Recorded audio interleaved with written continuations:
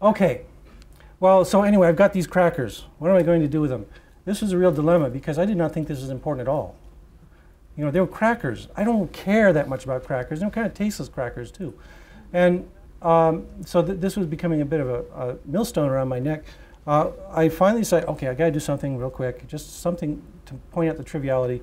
So two things. I got one cracker that was well documented. The guy actually made a video of him getting the cracker. So we knew this one. This one was actually Jesus. Okay, we had Jesus in the plastic bag. And so I was going to have to defile that one. And then I started doing some research, and I started asking what was going on here. I read a whole book. Has anybody read James Constantine's, what was it called? No, James Carroll's Sword of Constantine. It's a good book. It's a little bit Catholic. He's telling you that he's Catholic every step of the way. But the premise of the book is that the Catholic Church has a tradition of anti-Semitism, that there's been 1,000 years of active oppression of Jewish groups, and that one of the tools of oppression is heresy. Jews don't believe in the same thing Catholics do. So it's really easy to accuse them of being heretics. You know, they've never been a member of the religion or anything. You wouldn't expect them to be required to believe the same thing Catholics do. But here's a reason to persecute them. And you know, looking around, you can find lots of evidence. Here's this old woodcut from the 13th century. This shows what the Catholics were imagining that Jews were doing. That the Catholics were actively going out and snatching away communion wafers because somehow they used these in the evil Jewish rites. And I'm sure any Jewish person here could tell you, no, there's no Jewish rites involve Catholic crackers. And what they would do is they would pound nails through these to torment Jesus again, and he would bleed, and then they would collect the blood and use this potent Jesus blood extracted from crackers for other evil Jewish rites. I know, it's ridiculous, isn't it? Didn't I say it earlier? Religion is ridiculous. Here's an example. Religion is ridiculous. And it truly is ridiculous, except for the fact that thousands of Catholics took this very, very seriously.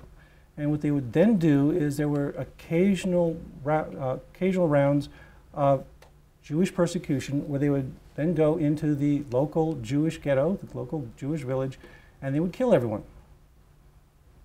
They were doing this over crackers. Okay? There's a history of this. Murdering children, women, adults, just wholesale slaughtering them, torturing them by the thousands because somebody published a woodcut like this.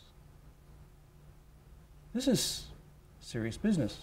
This is real. This is the Catholic tradition that the Catholics are defending so devoutly now, is the belief that these crackers are so holy that anything can be done to protect them. Well, so then, yeah, I took care of it. Okay. Since it was traditional, I pounded a nail through a cracker. There it is. There's the nail. And then I threw it in the trash. And that's enough. I still have this big pile of crackers at home. I don't know what I'm going to do with them. You know, throw a party and have them in a bowl? Oh, we couldn't do that. Anyway, I'm probably going to just throw them away. But anyway, they're sitting there. And it's just not worth the effort of doing much more elaborate with them. Send them back to the Catholic Church. They can feed them back to the... They've already blooded people's mouths. Yeah, that's too cruel. Yeah, I thought about doing that, but I actually know the Catholic priest in my town, and he's not that bad a guy. I wouldn't torment him this way. So anyway, I did this, and then of course I get more email. I really liked it. This is just an excerpt from it. Your act is far more deplorable than Hitler's Holocaust or the terrorists on 9/11. Yeah. Now, but wait, think about this person's mindset. Is he a terrorist? A guy has just publicly desecrated a cracker, and he thinks this is worse than torturing, gassing, killing 6 million Jewish people. He thinks this is worse than flying an airplane into a building and murdering a few thousand people. What is going on in his head? This is what you got. This is where religion really does, as Christopher says, poison everything. That this poor man's mind has been so warped by the misplaced priorities of his religion that he is seriously promoting this kind of idea. This is the kind of person who would feel justified in shooting me to protect his crackers, wouldn't he? Is that a good thing? I don't think so. That we need to have an appropriate response when people do sacrilege. And, you know, the appropriate response is, sure, do like what I did. I also impaled the God delusion. I ripped the pages out of the God delusion and threw that in there as well, just to show that nothing is sacred, that things can have value, but nothing should be so sacred, so imbued with this ethereal God belief that you cannot treat it appropriately. Okay, so these people are very confused. And that's the truly scary thought, that people can actually think this way. And this is not an unusual letter. As I mentioned, I've got 18,000 of them. The majority are things like, we will pray for you, you're going to hell, etc. But there are I've got lots of death threats, I've got all kinds of threats against my job, I've got threats against my family. These people are seriously screwed up in the head, and what screwed them up in the head is religion. There's nothing else. These are not insane people. These are people who've been corrupted by religion. So this is why I say this is one of the things we have to actively oppose. We can't just sit back and defend anymore. We have to get out there and be assertive.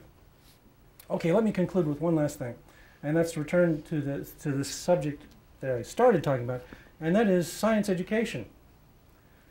There's one common thing that many people say to me, and I get a little tired of it, to be honest, and it's very weird.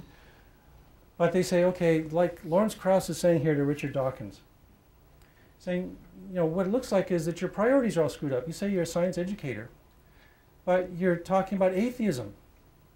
Which is more important to you, science education or atheism? And so this is what Lawrence Krauss, who's a good guy, he's also an atheist, he's a smart guy. He's entirely on my side. I mean, in the general sense of being a great science educator. And he's got his priorities. And I think he's entirely in the right in a lot of what he does. He's a great lecturer. If you never hear Lawrence Krauss, you should go listen to him. But here he is asking Richard Dawkins, okay, what are your priorities? And he also goes further. He says, okay, telling people that their deepest beliefs are simply silly, or as the word I used, ridiculous, even if they are, ultimately defeats subsequent pedagogy. That it shuts people down. They don't want to listen to you anymore once you tell them their beliefs are ridiculous. So that's 2 points he's making that here all the time. The first point I have to answer by saying you can do both. As I said at the very beginning, science classroom is a secular place. I don't teach atheism in my science classroom. I don't think anybody should teach religion in the science classroom. We've got enough to do. So I don't let it intrude there. And that's easy to do. Ken Miller, same thing. He's a Catholic, but so what? He doesn't teach Catholicism in his biology classroom. This is the right order of things. On the other hand, as I've been making the case, religion is a dangerous thing that is corrupting the society. That we have got this widespread pernicious influence of truly ridiculous beliefs. And we have to get out there and assert ourselves and oppose them. So yeah, the answer is these are not contradictory. We can do both. If Ken Miller can be Catholic and a scientist, yeah, I can be an atheist and a science educator. No problem. The second point, that telling people their deepest beliefs are simply silly is counterproductive, I also argue strongly with because what happens is that most people take your silence when they say deeply silly things as assent. That there must not be anything wrong with their beliefs. Because the majority of people do not point out the absurdity of transubstantiation, for instance. Therefore, it's okay. And it's not. We need more people who are making the case that this is silly stuff. So that's part of my goal as well.